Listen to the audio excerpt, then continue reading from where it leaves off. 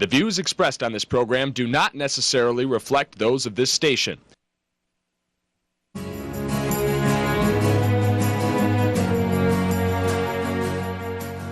Welcome to Insights into Northeast Michigan, a WBKB News public affairs program.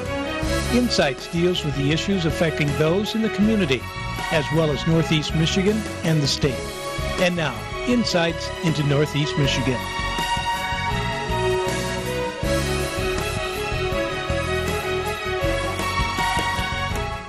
Good morning, everyone, and thanks for joining us on Insights today. For my first guest today, we have Kathy Klemish, and she's from the Hospice of Michigan. How are you doing, Kathy? I'm wonderful, thank you. How are you? Good. Thanks for being here. Thanks for having us. First off, can you just tell me a little bit about what does the Hospice of Michigan here in Alpena do? Hospice of Michigan is a nonprofit organization, and we provide end-of-life care for patients and their families who are facing a very limited prognosis, usually like 6 to 12 months. Okay, and so they're specifically veterans, correct? Or do you have just the veterans program? We care for all patients at end of life, but we do have a very specific program aimed at our veteran population as well. Okay, and that's called We Honor Veterans, correct? Yes. Yep. Can you tell me a little bit about that? We Honor Veterans is a partnership between our organization and other healthcare providers and the Veterans Administration. And to become a We Honor Veterans partner, you make a commitment to go through various levels of education involving educating your staff internally and educating the community. Okay, and you are a level 4, We correct? are a level 4 provider, which is the highest level you can achieve. And what did it take to become a level 4 provider? It was about 18 months of intense training for our staff that involved going through all 4 levels of the program, from very basic veteran needs to very advanced needs that veterans have at end of life. And in that, we also make a commitment to educating the community. So we had to, in addition to doing our staff and bringing them up to speed on what veteran-specific needs are, we went out into the community and partnered with other healthcare providers, with community organizations, to educate our community about the needs of our veterans and how we can work together to best meet those needs. Okay, and now what was the training like? Was it intense? Was it rewarding? What was it like? Both. It involved some online training. It involved having members of the VA from Saginaw and from our local providers come into our office and educate staff on very specific end-of-life issues. It involved having veterans come in and educate us on some of the things that they go through during their service for the country. And it also involved us then becoming well-versed in what those issues are to be able to go out then and educate others on how to help care for veterans. And I know you said you're a level 4, and so there's different levels. What pushed you guys here in Alpena to want to become a level 4? Our organization felt that this was a partnership that helped with our mission to provide quality of life for those facing very terminal, limited prognosis diseases.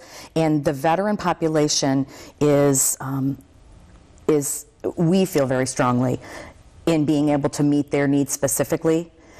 Our chief medical officer, Dr. Michael Paletta, is a veteran himself, was a pilot, saw active combat. In fact, a few years back, went voluntarily back over to Iraq to help and provide medical care.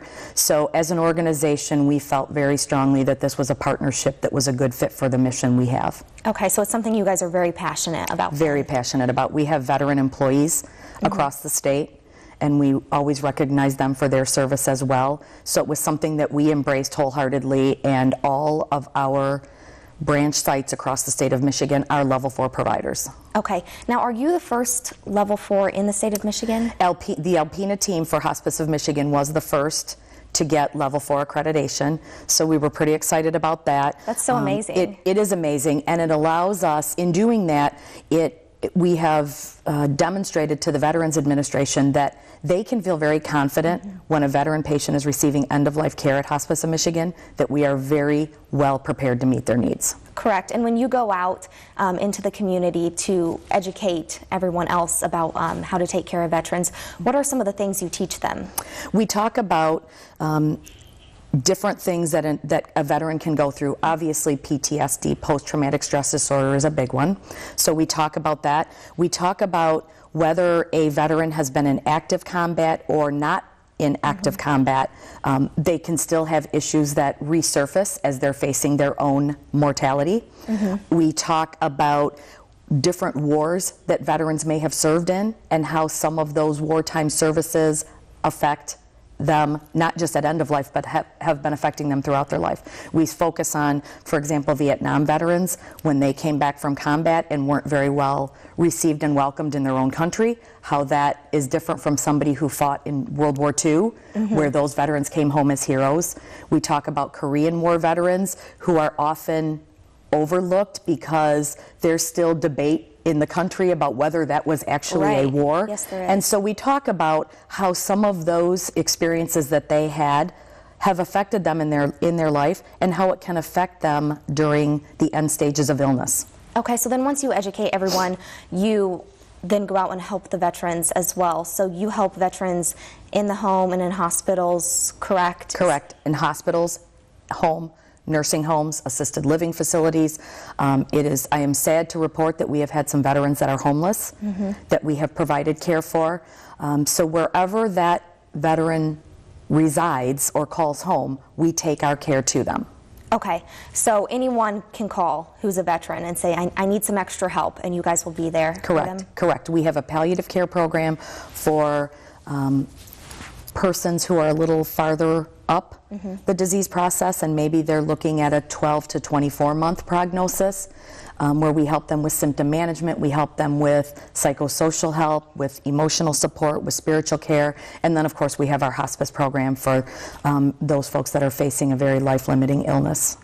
Okay, and then people can volunteer with your program, correct? They can, yes. Statewide, we have about 900 volunteers, and we very specifically recruit veteran volunteers because for us, when a veteran comes onto service, who better to sit down and interact with that person than somebody who's been through the same experiences they've had? Myself, I'm educated to know about veteran services and about the wars and about things that they have gone through, but I've not lived those experiences. So we always try and partner a veteran volunteer, as long as the patient is accepting of that, with our veteran patients to give them that connectedness with somebody who's been through what they've been through. And I'm sure that really helps them to actually sit down with someone who maybe was in the same war they were in and talk about some of the things they went through. Correct, correct. Now, if I wanted to get involved, or if anyone wants to get involved with your program, how can people do that? It's a very quick phone call, and whether it is to find out about services for themselves or a loved one, or to find out how they can partner with our organization in caring for veterans, or whether they want to volunteer, we're just a phone call away. All right, perfect. Thanks so much, Kathy, for being here today. Thank you. And stick around because we will be right back after this. Welcome back to Insights, everyone. For my second guest of today, I'm here with Wendy Servia, who is the marketing rep for Hospice of Michigan. How are you? Great.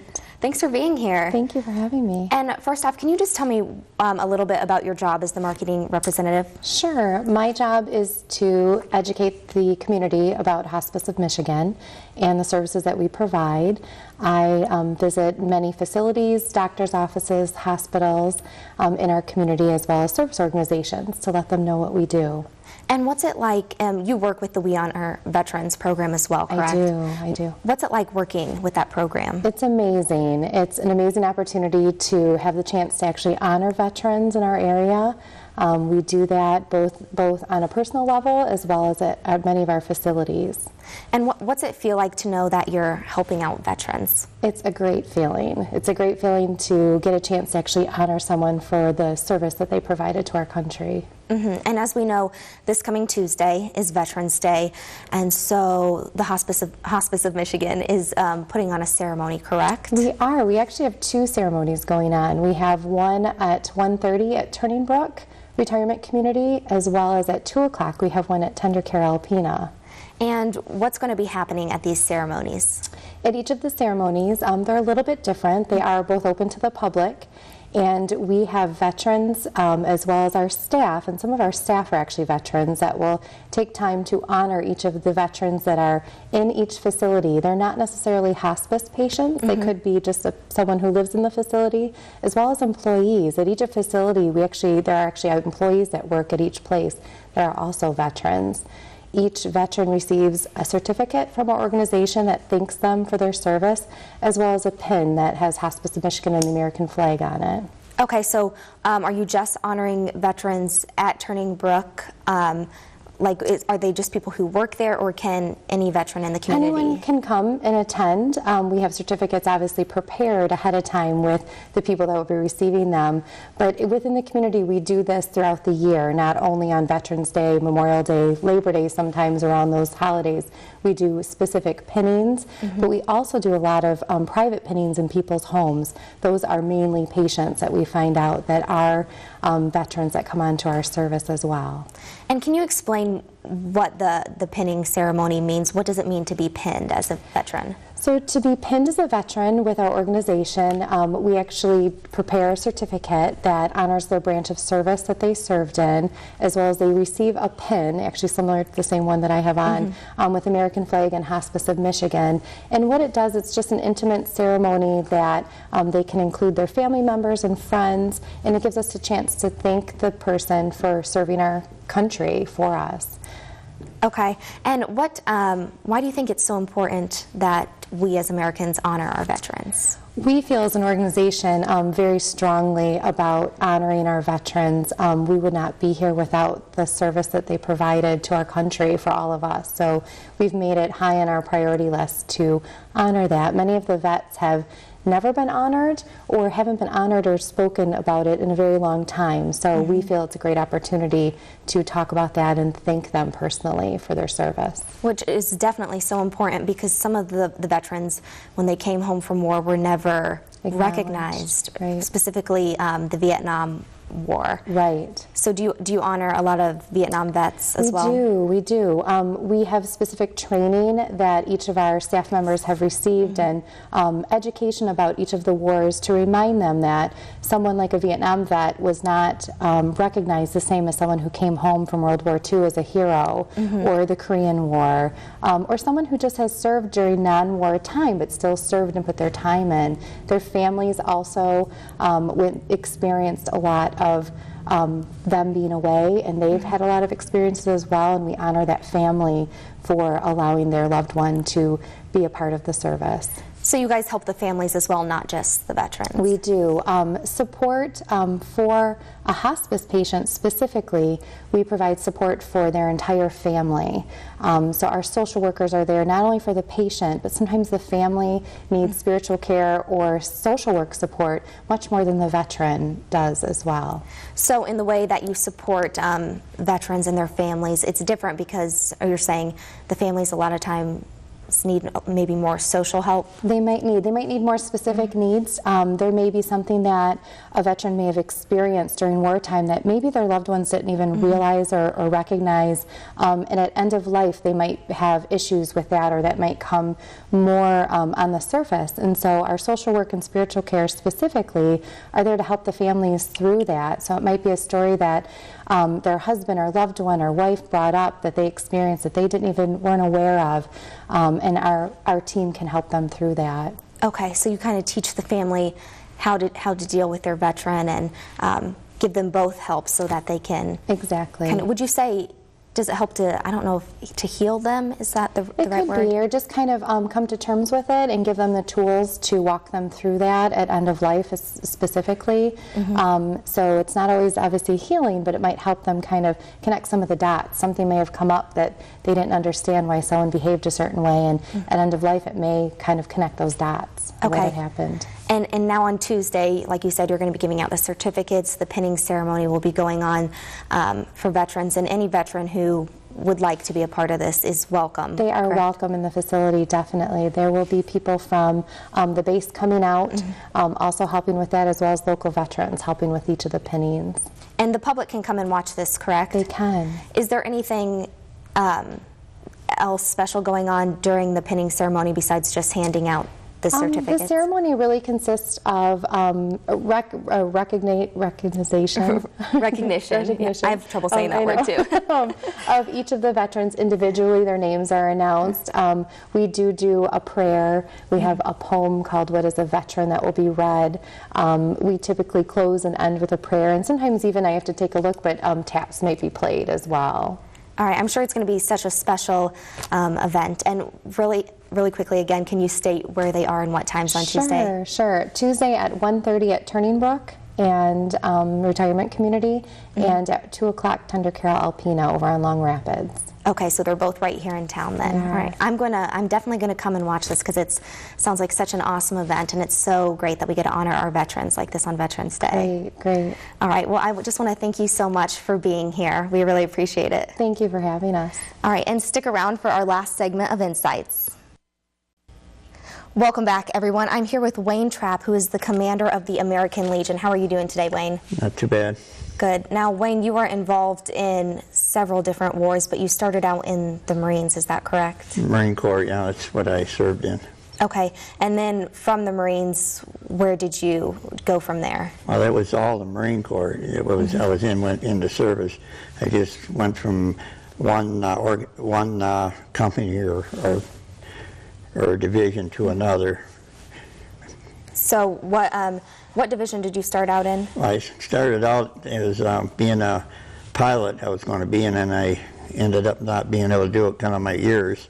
So I had a year in the as a mechanic, a jet mechanic over at Memphis Naval Air Station, and being no combat, I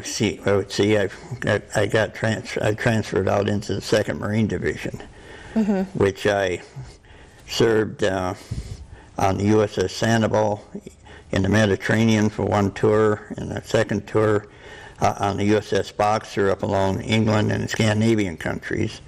Then came back to the States, was on NATO standby down in the Cuba area where I fought in the Dominican Republic, and then was transferred to the Okinawa with the 3rd Marine Division, and then transferred to, well, I fought in the Philippines in there, in the 9th Amphibious Brigade, and then went to the 9th, it would have been Charlie Company 19, the 3rd Marine Division in Vietnam, 66, 67, and 67, and 68 with the 26th Marines, which I ended up at the Quezon. Okay. Now, when you first went into the Marines, were you drafted or did you sign up on No, your own? I signed up. Okay. And what made you decide to sign up? Well, I figured I was going to be drafted, and I wanted to go into the Marine Corps, not in the Army. And I know it had to be difficult fighting for our country, but what was it like? Did you enjoy being in the Marines? Yes, I did. I would have stayed in if it wouldn't have been injury to my head up at the Quezon. But it was a rough. I wanted to see combat, and I seen combat because I got into the 1st Battalion, 9th Marines, which become known as the Walking Dead because we lost so many people. And then I ended up at the Quezon in that Tet Offensive. And that was real bad. And do you remember most of your time there? Yeah, most of it I do, yeah. And you said it was pretty bad? Yeah, it was. But you got used to it. You never, once you were there for a while, you just got used to it. So what was it like when you first got there? Well, it was hard. And it just took time to get used to, what you were doing. And you had to get used to doing it, otherwise you get yourself killed or somebody else killed. And eventually you went to Vietnam to fight, correct? Yeah, that's where I went with the 9th Marines and the 26th Marines. I was over there. And when you were in Vietnam, was it pretty bad? Yes, it was. And so how long were you in Vietnam for? I was there 26 months with the 9th, and I think it was 28 months with the, 13 months with the 9th, and 15 months with the 26th Marines. Okay. What specifically were you doing when you were in Vietnam? I was in the infantry. Okay. I was a squad leader. Okay, you were a squad leader. How many people were you in charge of? Well, sometimes I'd go on patrols and stuff with 6. Sometimes it would be 20-some.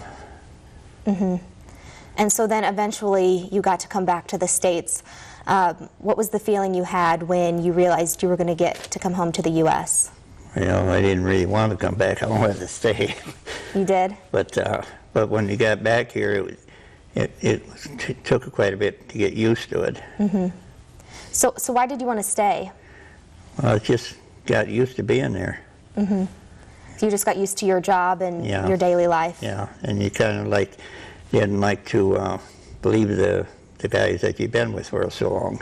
And I know when you came home to the U.S., a lot of the Vietnam veterans were never recognized, and you said people weren't that nice to you? No, in California, out to the west there, where I was, they kind of threw stuff at you and called you names and that. But back in Michigan, I never had that problem, though. That's good. At least you were treated well in the state of Michigan. Yeah. And I know this coming Tuesday is Veterans Day, Yeah. and you and the American Legion are putting on an event, correct? Right. Yeah, we have a ceremony that we have every year out there for the veterans, and there's crosses out there of the ones that had died here in Alpena County. I think there was 139, and then they're from the Civil War, Spanish-American War, War I, II, Vietnam, Afghanistan, and Desert Storm. Okay, and where is it located at, the event? That's at Little Flanders Field there, right alongside the cemetery. Okay, and what time? That's it's the way they remembered. It's the 11th month, the 11th day, and the 11th hour. Okay, so at 11 a.m. then? Yeah. Okay, and what exactly will be going on? Well, we got a guest speaker that'll be speaking. We have the firing squad, the placing of the wreaths, and this year we got a plaque we put up there for the people that had put the Little Flanders there with their names. There's going to be a ceremony on that too. Okay, and now everyone is invited to come to and watch this event, Right, correct? and there's also going to be a plaque for the Veteran of the Year. Okay, and how do you decide who the Veteran of the Year is? It comes up before the Veterans Council, and they take names in, and then they vote it on. Okay, so that is Veterans Day at 11 a.m., correct? Right. All right. All right, well, Wayne, first off, I want to thank you so much for fighting in the service for our country. And second of all, I want to thank you for being here with us today and sharing your story. Yeah. All right, thanks so much for tuning in to Insights this week. Tune in next week for another episode.